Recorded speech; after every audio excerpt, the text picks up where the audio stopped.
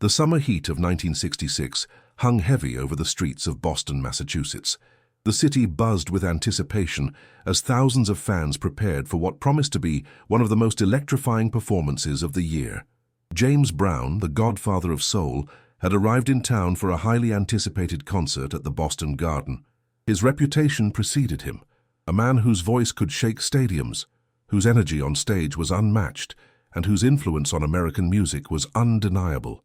Yet, despite his fame and the adoration of millions, James Brown carried with him a reality that no amount of talent or success could shield him from in 1960s America. As the tour bus rolled through the city, James sat by the window, watching the landscape shift from bustling downtown streets to quieter, more affluent neighborhoods. His band members chatted among themselves, discussing the set list and joking about previous shows. James, however, remained thoughtful, his mind wandering between the excitement of performing and the challenges that often accompanied life on the road. He had experienced countless triumphs in his career, but he had also faced moments of profound disrespect, moments that reminded him that his success did not grant him equal treatment in a society still deeply divided by prejudice. Tonight would be another chapter in that ongoing story, though he didn't yet know how significant it would become. The bus pulled up to the entrance of one of Boston's most prestigious hotels, a grand establishment with ornate columns and polished brass doors that gleamed in the afternoon sun. James stepped off the bus with his characteristic confidence, dressed impeccably in a tailored suit, his presence commanding attention. His manager had made reservations weeks in advance, confirming every detail to ensure a smooth check-in. As James approached the front desk, flanked by members of his team, he noticed the shift in atmosphere, the sudden stiffening of the desk clerk's posture, the exchanged glances between staff members, the almost imperceptible tightening of expressions. He had seen this before in countless cities across the country, and he braced himself for what he suspected was coming. "Good afternoon," James said, his voice steady and polite. "I have a reservation under James Brown." The clerk, a middle-aged man with graying hair and wire-rimmed glasses, glanced down at the reservation book, then back up at James with an expression that conveyed everything without a single word.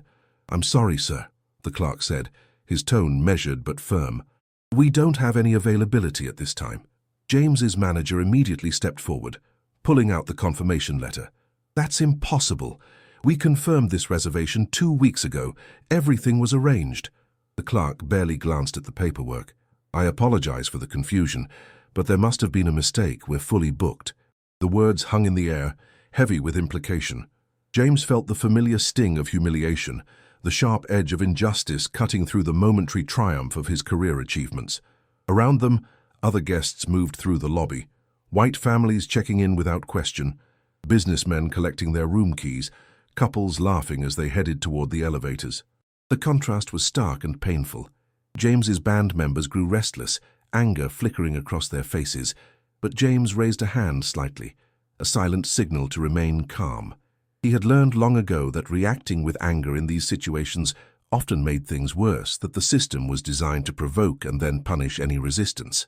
"I see," James said quietly, his eyes meeting the clerk's with unwavering dignity. "Thank you for your time." He turned and walked back toward the entrance, his head held high despite the weight of the rejection pressing down on his shoulders. His team followed, their frustration palpable in the tense silence that surrounded them. Outside, the bright sunshine felt almost mocking against the darkness of what had just occurred. James stood on the sidewalk, taking a deep breath as he processed the moment. This wasn't just about a hotel room, it was about being reminded once again that his humanity was conditional, that his worth was questioned at every turn despite everything he had achieved. His manager immediately began making calls, searching for alternative accommodations, while band members voiced their outrage. "This is ridiculous, James," one of them said, his voice shaking with anger. "You're one of the biggest stars in the country, and they treat you like this." James nodded slowly, his jaw set with determination. "I know, but we're not going to let this stop us. We have a show to do, and we're going to give Boston something they'll never forget." As the afternoon wore on, word of the incident began to spread. Fans waiting outside the hotel for autographs had witnessed the rejection, and the story rippled through the community like wildfire. Local civil rights activists heard about what had happened and immediately began organizing a response. Phone calls were made, meetings hastily arranged, and a growing sense of collective outrage began to build throughout Boston's neighborhoods. What the hotel management had intended as a quiet dismissal was instead becoming a very public confrontation with the city's own prejudices. James, meanwhile, found accommodation at a smaller establishment that welcomed him without hesitation, and he prepared for his performance with the same professionalism that had defined his entire career. That evening, as James took the stage at the Boston Garden, the energy in the arena was electric. The crowd erupted as he launched into his first song, and for the next 2 hours he poured every ounce of emotion into his performance. He danced with fierce intensity, his voice soaring and dipping with raw power, his connection with the audience absolute. Between songs, he spoke briefly about respect, dignity, and the power of music to unite people across all boundaries. He didn't mention the hotel incident directly, but everyone in the audience seemed to understand the deeper meaning behind his words. The performance became more than entertainment. It became a statement, a defiant celebration of excellence in the face of disrespect, a reminder that talent and humanity cannot be diminished by prejudice.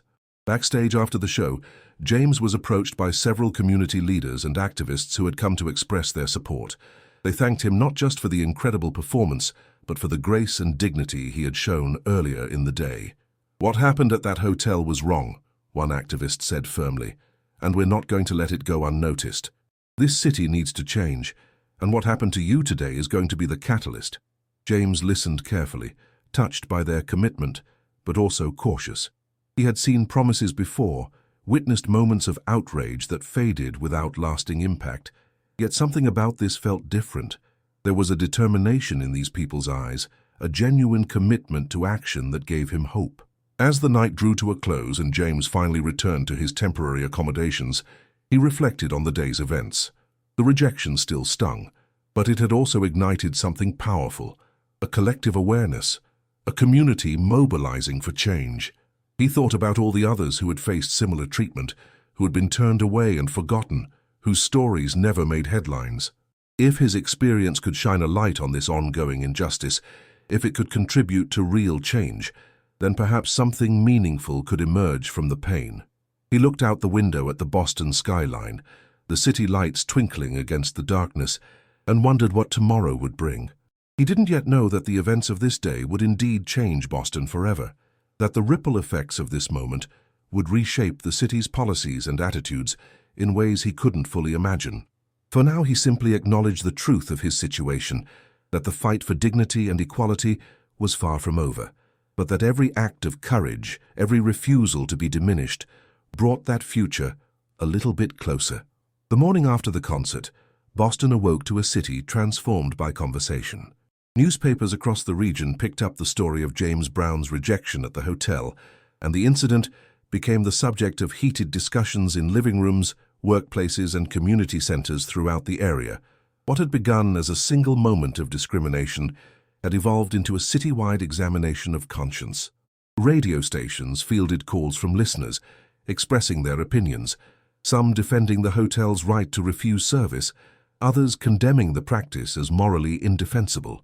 The debate cut across neighborhoods and demographics, forcing Bostonians to confront uncomfortable truths about their city's treatment of African American visitors and residents alike.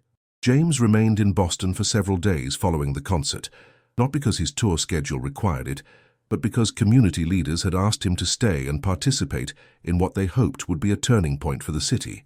He met with civil rights organizations, spoke at churches, and sat down with local government officials who were beginning to understand the magnitude of the problem.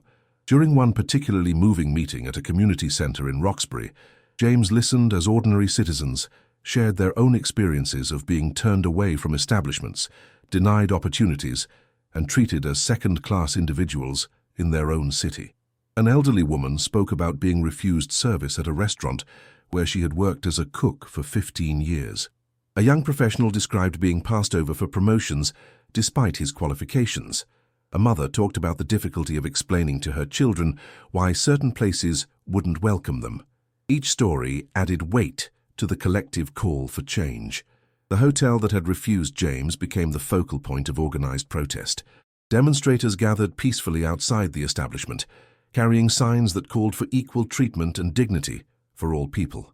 The protesters represented a cross-section of Boston society, students from local universities, members of faith communities, working families, and prominent business owners who recognized that discrimination was not just morally wrong, but also economically harmful to the city's reputation. Local news crews documented the demonstrations, and the images were broadcast across the nation, adding Boston to the growing list of cities grappling publicly with civil rights issues. The hotel's management initially remained silent, but as the pressure mounted and reservations began to decline, they were forced to acknowledge that their policies were under intense scrutiny.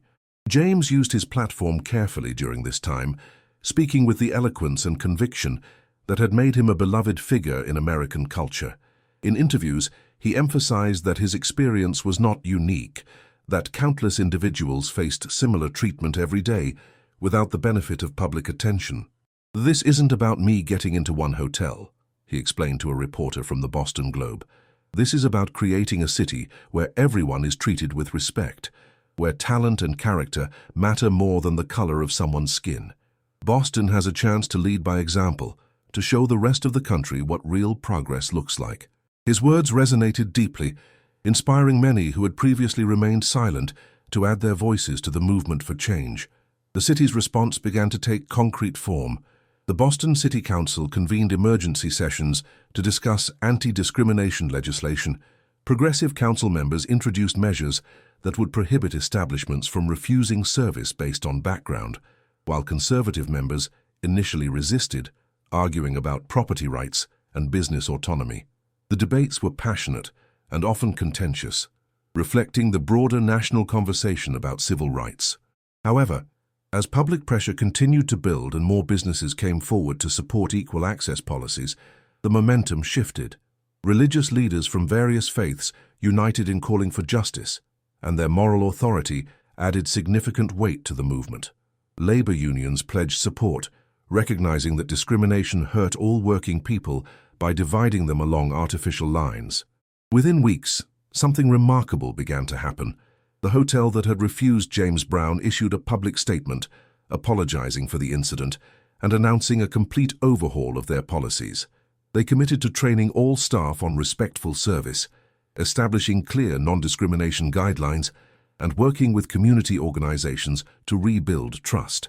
While some viewed this as too little too late, others recognized it as a significant step forward, proof that sustained pressure and collective action could produce tangible results. Other establishments across Boston followed suit, eager to avoid similar controversies and genuinely committed to creating a more welcoming environment. The changes weren't perfect or universal, but they represented real progress in a city that had long struggled with these issues. James received regular updates about the developments in Boston, even as his tour took him to other cities. Each piece of news brought a mixture of satisfaction and bittersweet reflection. He was proud of what the community had accomplished, gratified that his difficult experience had contributed to meaningful change, yet also aware that similar battles were being fought in countless other locations. During performances in subsequent cities, he often referenced what had happened in Boston, using it as an example of how communities could transform themselves when people came together with shared purpose. His message was always one of hope, tempered with realism, celebrating victories while acknowledging the long road ahead. The legislation that eventually passed in Boston became a model for other municipalities. The City Council approved comprehensive anti-discrimination measures that applied to hotels, restaurants, theaters, and other public accommodations. The ordinances included enforcement mechanisms and penalties for violations, giving them real teeth rather than making them merely symbolic gestures. Community oversight boards were established to monitor compliance and address complaints, ensuring that the new policies would be implemented in practice, not just on paper. Legal experts praised the legislation as some of the strongest civil rights protections at the municipal level, and activists in other cities began studying Boston's approach as they crafted their own campaigns for change. The impact extended beyond policy changes. The incident and its aftermath sparked a broader cultural shift in Boston. Conversations about equality and justice became more common in schools, where educators used the events as teaching moments about civic responsibility and moral courage. Businesses recognized that diversity wasn't just ethically right, but also economically beneficial. opening opportunities for talented individuals who had previously been excluded. Neighborhoods that had been segregated began to see more integration as discriminatory housing practices came under increased scrutiny. The transformation was gradual and imperfect, with setbacks and resistance along the way, but the direction of change was unmistakable. Years later, when historians and civil rights scholars examined the progress of the movement during the 1960s, the Boston Hotel incident involving James Brown was frequently cited as a pivotal moment. It demonstrated how individual experiences of injustice, when met with collective action and moral clarity, could catalyze systemic change. The incident also highlighted the unique role that public figures could play in advancing social justice, not by seeking confrontation, but by maintaining dignity in the face of disrespect and allowing their experiences to illuminate broader truths. James himself rarely spoke about the incident in personal terms, preferring to keep the focus on the community's response and the changes that resulted from their efforts. James Brown continued his extraordinary career, producing music that defined generations and inspiring millions with his artistry and determination. But whenever he returned to Boston in subsequent years, he noticed the difference.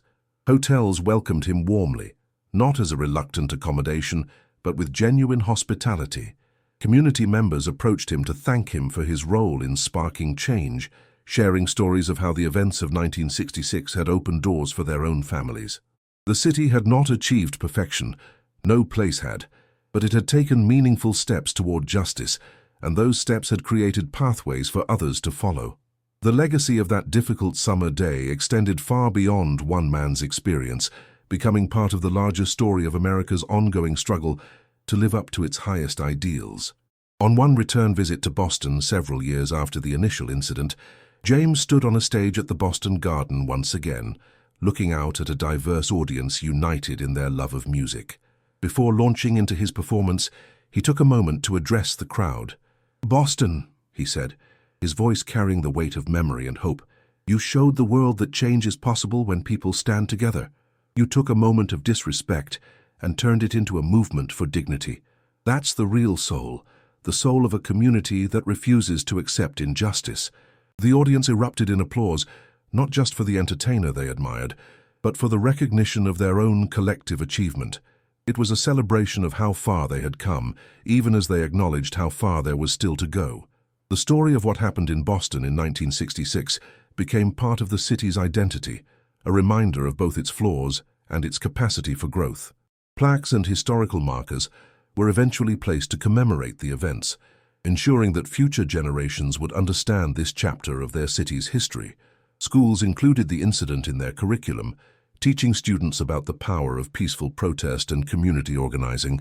The hotel itself, under new ownership and management, eventually embraced its role in this history, acknowledging past wrongs while demonstrating its commitment to equality in the present. What had once been a source of shame became an opportunity for education and reflection. As decades passed, the specific details of that summer day, the rejection at the hotel desk, the powerful concert that followed, the protests and policy changes, became woven into the larger tapestry of American civil rights history. James Brown's experience in Boston stood alongside countless other moments, large and small, when ordinary and extraordinary people confronted injustice and demanded better. The story endured not because it was unique, but because it was emblematic, a clear example of how individual courage, community solidarity, and sustained effort could bend the arc of history toward justice. It demonstrated that progress was possible, that cities could change, and that every person who stood up for dignity and equality contributed to a legacy that would outlast them. Today, when people tell the story of James Brown and Boston in 1966, they tell it as a story of transformation. They speak of a talented artist who faced discrimination with grace, a community that rallied to demand justice, and a city that chose to evolve rather than defend the indefensible. They remember it as a moment when music, activism, and moral conviction converged to create lasting change. The incident that began with a hotel refusing entry to one of America's greatest entertainers ended with a city recommitting itself to the principles of equality and respect for all people. It was a reminder that the fight for justice is never finished, but that each victory, however hard won, lights the way for those who continue the struggle. James Brown's legacy extended far beyond his revolutionary music. It included his role in helping Boston, and by extension America, take one more step toward becoming the inclusive society it aspired to be.